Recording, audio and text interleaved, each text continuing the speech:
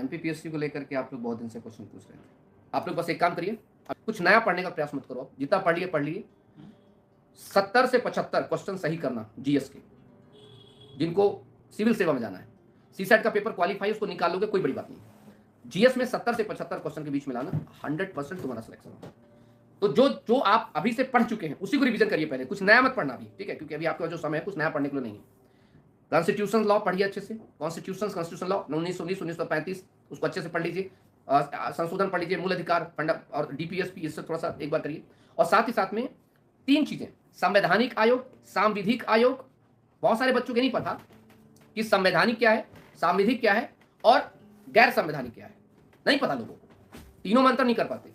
अगर मैं किसी से पूछूं कि नीति आयोग क्या है, संवैधानिक है, गैर संवैधानिक है या सांविधिक है, बहुत सारे बच्चा नहीं पता कर पाएगा। और आजकल क्वेश्चन ऐसे, जैसे आप देखते हैं आप लोग, उसमें महिला जो आयोग है, अब वो क्या है, ठीक है? नितेश कह रहे हैं सांविधिक है। अब देखो तो भाई, हेलो, एक लड़का कह रहे हैं, भाई साहब कह रहे हैं कि नीति आयोग जो है सांविधिक है। आपको पता है, अब यही तो हमारी लूज पॉइंट है। टाइम हो रहा है, मुझे क्लास देनी है, नहीं मैं आपको बताता थोड़ा सा। नीति आयोग ना तो सांविधिक है और ना ही संवैधानिक है। नीति आयोग जो है गैर संवैधानिक संस्था है। गैर संवैधानिक संस्था का मतलब होता है वो एक सरकार के कार्यकारी आदेश के द्वारा बनी है, कभी अधिनियम के द्वारा नहीं बनी। और जो सांविधिक होते हैं वो सरकार के किसी न किसी शासन अधिनियम अर्थात संसद के द्वारा बनाए जाते हैं।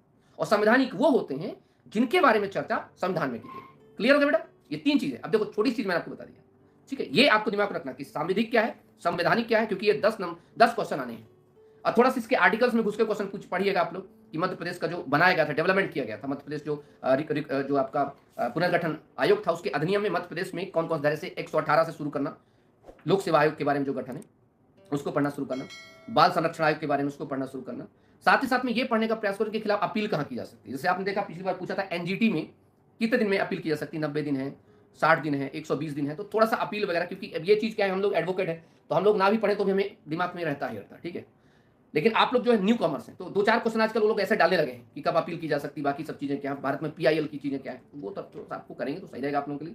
जैसे एक क्वेश्चन अगर पूछा जाए कि जैसे आप मध्य प्रदेश में आपको देखेंगे, मध्य प्रदेश में कुछ संवैधानिक आयोग है, जैसे सीबीआई अगर क्वेश्चन पूछा जाए कि सीबीआई क्या है, अब क्वेश्चन ऐसे आते हैं, सीबीआई क्या है, बेसिक तौर पर किसका ही कार्यकाल को लेकर पूछ लिया जाता है।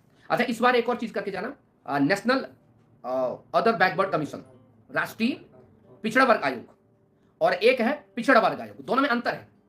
अब टाइम नहीं है, नहीं तो मैं आपको समझाता है, ठीक है? 5 मिनट में से मेरी दूसरी क्लास लगी हुई है, अब आप समझाता आपको। 2 चीजें, एक है 338B में एक की में चर्चा है, और एक के बारे में आपने पढ़ा होगा, अगर आप पढ़े होंगे आपको तो 244 ओबीसी कमीशन समथिंग है आप लोगों का, 244, हाँ 244 है समथिंग, जिसमें राष्ट्रपति बनाते हैं, आयोग के गठन करते हैं। अब उसमें डिफरेंस क्या है? अब 330B में क्या अंतर है, 330B में उसको क्या ताकत दी गई है, 342 है, 344 है, क्या इसमें कहा गया है? तो वो थोड़ा सा मुझे अभी अचानक याद नहीं आ रहा, तो उसको पढ़िएगा, उसको जरूर पढ़िएगा। कितने, पहला उसका चेयरमैन कौन है, कब बनाया गया, कौन से नंबर का अमेंडमेंट है, ठीक है? और मध्य प्रदेश में बहुत उतार चढ़ाव रहा है, किसको लेकर के, कोर्ट को लेकर के, विधानसभा को लेकर के, दल बदल कानून को लेकर के। तो ये सारे क्वेश्चन आपके बहुत एग्जाम्स के लिए बहुत अच्छे बनेंगे।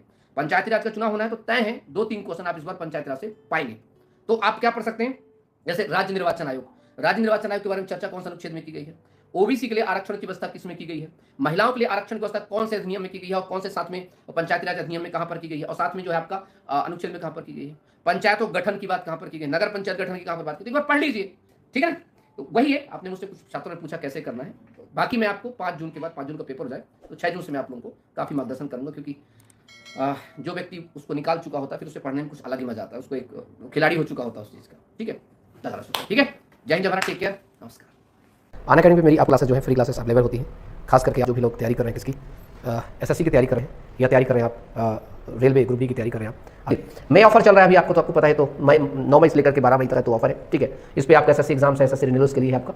और टॉप एजुकेटर्स जो आपको टीचिंग करेंगे, टॉप एजुकेटर्स हैं, ये अपने भारत के सारे टॉप एजुकेटर जो आपको क्लासेस दे रहे हैं, और इन क्लासेस के द्वारा आप जो है इनका, ठीक है, complete batch on general studies है, जिनकी जीके कमजोर है तो उसमें देश है एसएससी सीजीएल सीएचएसएल 2022 तो इसका एग्जाम्स है, ठीक है? इस पे आपके जो है अभिनव सर वगैरह साथ में 11 मई को बैच स्टार्ट हुआ है। एसएससी स्टेनोग्राफर इसका एम है, कंप्लीट बैच है, इसमें जो है मई 13 से इसको स्टार्ट कर सकता है। और प्रैक्टिस बैच एसएससी एमटीएस 2021-22 के एग्जाम्स का, ठीक है, इसको भी आप लोग ज्वाइन कर सकते हैं। लक्ष्य बैच है, इसको ज्वाइन कर सकते हैं सीपीओ 2021 के लिए भी। और सफलता बैच एसएससी सीजीएल सीएचएसएल का, ये सारे फ्री टेस्ट है, ठीक है, जो आपको उपलब्ध होंगे फ्री टेस्ट। जैसे कोई छात्र पूछा इंग्लिश के लिए, तो देखिए free English test series by Rani ma'am है, 4 टेस्ट है, मंडे से स्टार्ट होंगे 9 PM, फिर करंट अफेयर का टेस्ट है, ठीक है, प्रशांत धवन सर है, इसके बाद साहिल खंडेलवाल सर है, सुमित गोयल सर है, ये अंकित अवस्थी सर पॉलिटी और साइंस का टेस्ट लेते हैं, ठीक है, वरुण अवस्थी सर। तो ये बहुत सारे टॉप एजुकेटर्स हैं, ठीक है, प्रीवियस और क्वेश्चंस के द्वारा। तो आप देख रहे हैं कि लगातार आपको कुछ फ्री टेस्ट है, कुछ प्लस में है, तो ज़्यादातर फ्री टेस्ट आपको यहाँ पर दिखाई दे रहे हैं। तो इन सारे फ्री टेस्ट का आप उपयोग कर सकते हैं।